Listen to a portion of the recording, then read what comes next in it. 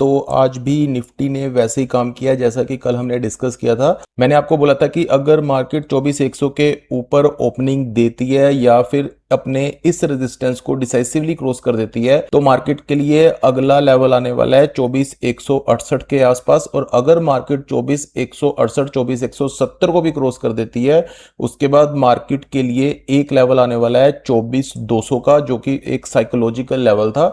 आज देखो मार्केट ने जैसे ही यहां पे ओपनिंग दी और 24,100 को डिसाइसिवली क्रॉस किया, उसके बाद 24,170 के ऊपर 24,200 के आसपास मार्केट ने कंसोलिडेट किया और उसके बाद अपने इस वाले सपोर्ट को डिसाइसिवली तोड़ दिया। आफ्टर दैट आपको पता था कि अगर मार्केट अपने ये वाले सपोर्ट को तोड़ेगी तो उसका अगला सपोर्ट डायरेक्ट 24,100 पे आएगा और मार्केट ने 15-20 मिनट के अंदर ही 24,100 को दोबारा से टच कर लिया। और जैसे ही मार्केट ने इसको तोड़ा तो मैंने कल आपको कहा था कि ये लो आपको जो है मार्क कर लेना है, यानी कि 14 जुलाई का। और अगर आप लोगों ने मेरी वीडियो देख के इसको मार्क किया था तो आपको पता होता है कि ये मार्केट के लिए एक सपोर्ट का काम कर सकता है। और देखो मार्केट के अंदर यहीं से निफ्टी ने सपोर्ट लिया और दोबारा से अपने 24,100 के रेजिस्टेंस के आसपास उसने दोबारा से रेजिस्टेंस फेस करी। तो देखो कैसे मार्केट ने लेवल स्पेसिफिक काम किया, प्रॉपर लेवल स्पेसिफिक काम किया। इसलिए मैं आपको कहता हूं कि मार्केट के अंदर लेवल निकालने सीखो। और अगर आप नहीं भी सीख सकते या फिर आपके पास इतना टाइम नहीं है तो एक वीडियो देख लिया करो, ये वाली आपके दिमाग में एक चीज बैठ जाया करेगी कि निफ्टी के ये वाले लेवल हैं और मार्केट जो है इन्हीं लेवल्स के आसपास काम कर सकती है। आज जो फाइनल क्लोजिंग दी है मार्केट ने वो दिया 24,078 के आसपास, यानी कि 24,000 के ऊपर ही अपनी फाइनल क्लोजिंग दी है मार्केट ने। लेकिन अपनी ये वाली रेजिस्टेंस 24,100 के नीचे मार्केट ने अपनी क्लोजिंग दी है।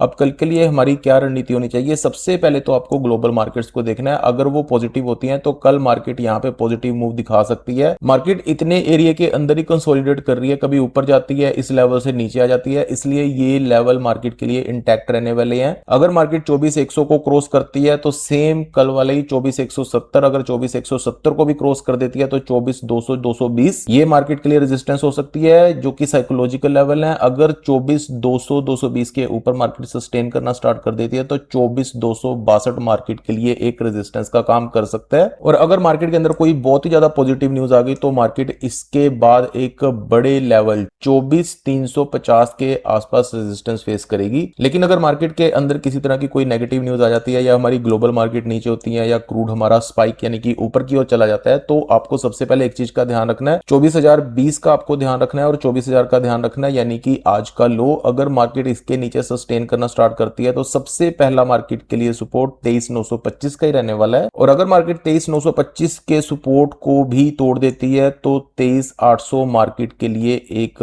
बड़ा सपोर्ट होगा। लेकिन वहां तक आने के लिए मार्केट को एक बहुत ज्यादा कोई नेगेटिव न्यूज की नीड पड़ेगी। तो ऊपर की साइड ये वाले 3 लेवल आपको ध्यान रखने हैं, इसकी फोटो ले लो या आप स्क्रीनशॉट भी ले सकते हो।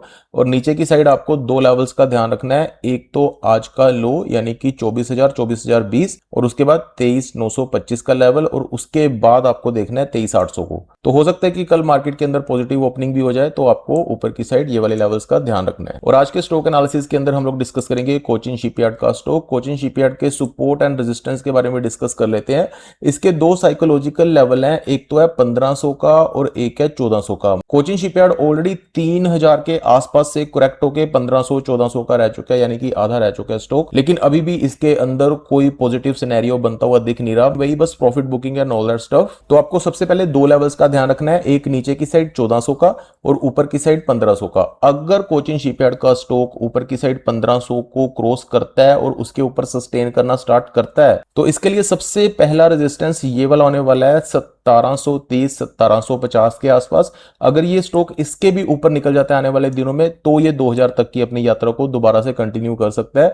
तो वहीं नीचे की साइड अगर हम देखें तो अगर ये 1400 के नीचे प्रॉपर सस्टेन करना स्टार्ट करता है तो सबसे पहला इसका सपोर्ट 1200 यानी कि 1200 के आसपास ही है। अगर ये उसको भी तोड़ देता है तो ये दोबारा से नीचे की जर्नी स्टार्ट कर सकता है, लेकिन ये अभी कंसोलिडेशन फेज में है। ऊपर की साइड ये 1500 को नहीं तोड़ पा रहा और नीचे की साइड ये 1400 को नहीं तोड़ पा रहा। तो आपको आपको इन 2 लेवल्स का ध्यान रखना है और उसके बाद बड़े जो 2 लेवल हैं वो भी मैंने आपको बता दिए हैं। लेकिन वही एज यूजुअल मेरी किसी तरह की कोई भी बाइंग या सेलिंग की रिकमेंडेशन नहीं है। अगर आप किसी भी स्टॉक या निफ्टी के अंदर कोई भी अपनी इन्वेस्टमेंट या ट्रेडिंग करना चाहते हो तो अपने फाइनेंशियल एडवाइजर या अपनी खुद की रिसर्च करने के बाद ही मार्केट के अंदर कोई पैसा लगाइए। और इस चैनल पर आपको डेली अब निफ्टी एनालिसिस प्लस एक स्टॉक का एनालिसिस मैं आपको देता हूं जो कि एजुकेशनल पर्पस के लिए होता है, किसी तरह की कोई रिकमेंडेशन नहीं होती। और आने वाले दिनों में हम और भी स्टॉक एनालिसिस करेंगे और इसके अलावा बहुत सारी एजुकेशनल वीडियोस इस चैनल पर अपलोड होने वाली हैं। इसलिए अगर अभी तक आप लोगों ने चैनल को सब्सक्राइब नहीं किया है then do subscribe the channel, ताकि आने वाली कोई भी वीडियो आप लोगों से मिस ना हो। और मार्केट के अंदर हमेशा स्टॉप लॉस के साथ काम करिए ताकि आपका पोर्टफोलियो पूरा का पूरा कभी भी वाइप आउट ना हो। मिलते हैं नेक्स्ट वीडियो में।